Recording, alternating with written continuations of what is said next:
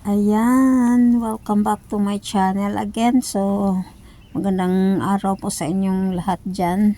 Saang sulok man kayo ng mundo. Naroon ay magandang araw sa inyong lahat. So, ang gagawin natin ngayon ay magluluto tayo ng okra for my breakfast. Ayan.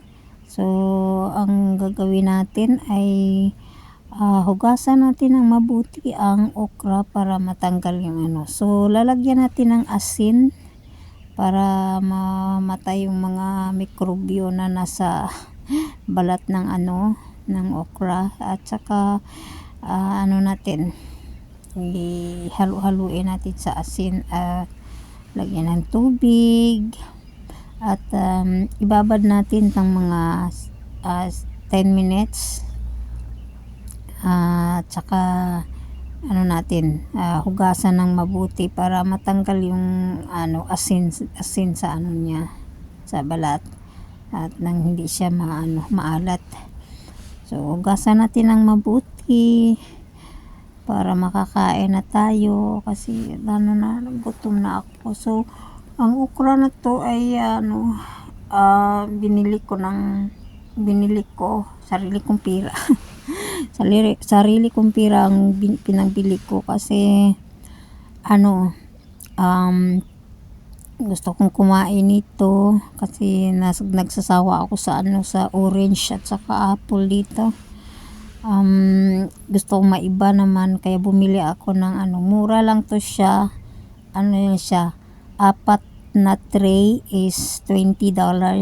So marami siya. So hanggang hanggang 3 days to 4 days ko kakainin every morning or every lunch ko kasi isang kain ko lang isang araw, bali sa gabi na ako kakain ng kanin. So ganito ang ginagawa ko kasi masarap to. At saka pag magluluto kayo nito i-half cook nyo lang, steam siya, tapos nasa sa inyo na rin yan kung kung lagyan nyo ng asin. Pa sa akin natural lang siya, hindi ko nilalagyan ng asin. So nyo lang steam nyo ng mga 1 minute or 2 minutes, basta makita nyo na na siya, na half cook na siya at hindi siya overcook. Yan. So ang ginagawa ko, mga 2 minutes ay nahango ko na siya. At pagkatapos ay ayun, mukbangin ko na. Ayan, so na tayo, na natin ang apoy, nasa katamtamang apoy lang. So ayun, hanguin na natin after 2 minutes. Ayun na yung resulta ng okra natin. At saka kakainin natin. Pwede nyo rin siya lagyan ng tuyo o soy sauce. Nasa sa inyo rin yan kung lagyan nyo ng soy sauce, pero sa akin hindi ko nilalagyan ng soy sauce. Gusto ko yung kainin ko yung natural lang. So kailangan siya, lalo na yung hindi yung masyadong sa maselan sa yung iba. Yung okra ang niya, ang katas niya is naglalaway. So yung iba nandidirin yan, kaya hindi sila kumakain ng okra. So para maiwasan yung maraming naglalaway-laway dyan, i-half cook nyo lang para hindi siya maglalaway-laway. Ayun ang yun ang technique niyan sa mga masyadong sa pagkain, para makakain kayo ng okra. Kasi alam nyo, ang benefits ng okra ay meron siyang vitamin C, mayroon siyang fiber, mayroon siyang antioxidant, And then, mayroon siyang anti-cancer properties. So, kailangan talaga na kumain ka nito. Lalo na pag anemic ka. Kailangan mo kumain ng okra. So, ayun ang gagawin nyo. Half cook nyo lang. Tsaka, huwag nyo i-overcook kasi mawawala yung nutrients niya. Kaya, ayun. At saka, hindi siya naglalaway-laway ng marami. Diba? So, ayan. So, ang sarap, diba? Yan. Malapit ko nung ang sarap kainin.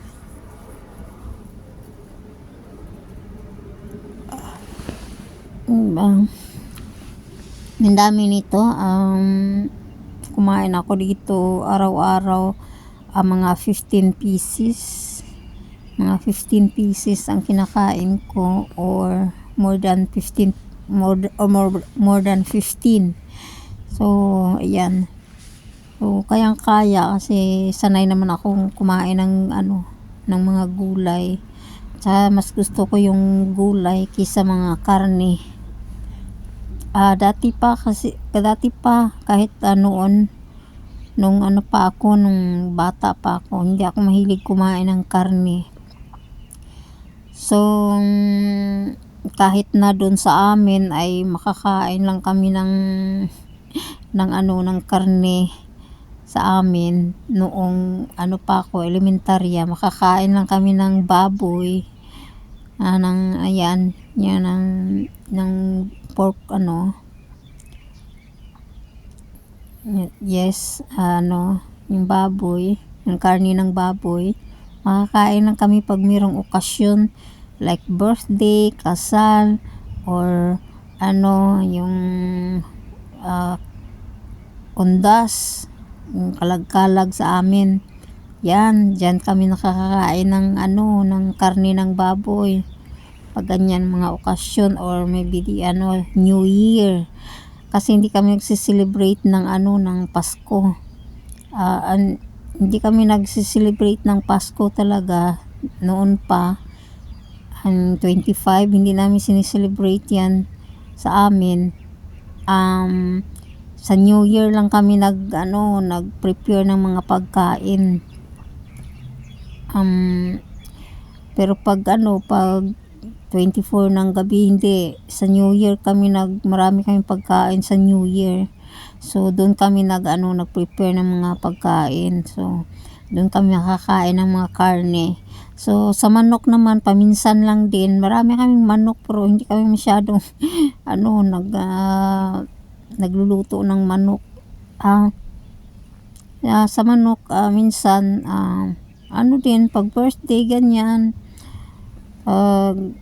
Minsan lang pag wala nang ibang makukunan ng mga gulay. So, gulay tsaka isda yung kinakain namin dati. Tapos daing. So, kaya sanay ako sa gulay. Kaya pag mas mamimiss ko pa yung gulay kisa sa karne. Ayan, ganyan talaga ako. So, ayan, so sanay ako nito. Kaya paborito ko to. Kaya kahit saan magpunta, mamimiss ko tong mga ganitong mga pagkain. Yan. So, diba ang sarap? ang sarap kainin. So, nung nung nagtatrabaho na ako, so, every Sunday ako nagluluto ng gulay. Every Sunday, mga 3 o'clock ng hapon, kinakain ko yung gulay lang, walang kanin. Yung ganyan ako dati. Kasi pag sa trabaho ako noon, hindi ako makapagluto ng ng gulay. Kasi gigising ako ng 4 o'clock para magluto, mag-prepare ng pagkain ko. Ayan, so pagka mga 6, mga 5:30, alis na ako ng bahay. Mag-duty na ako. So, uuwi na naman ako ng alas 10 ng gabi. Tsaka, yung sa trabaho, meron namang mga gulay doon. Pero iba yung timpla. Ay, kaya namimiss mo pa rin yung sarili mong timpla, di ba? At saka lagi ako nagkakape, kaya kailangan ko ng gulay. So pagka Sunday, hindi ako kumakain ng kanin. Puro gulay kinakain ko. Kahit anong gulay, kinakain ko. Yan. So, siguro dyan ako lumakas. At dyan ako hindi nagiging sakitin.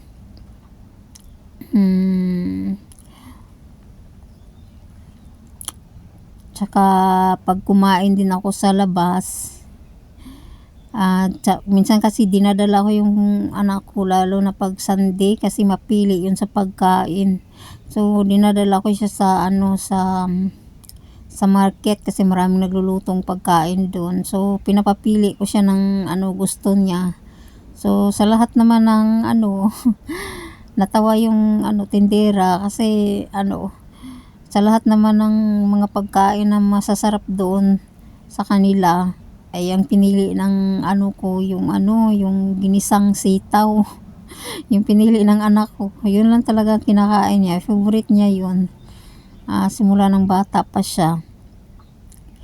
Ayun. So hanggang hanggang dito na lang, at maraming salamat sa inyong lahat. At please don't forget to like, share, and subscribe to my channel, and hit the notification bell. Click all para update kayo sa aking mga video. Bye bye!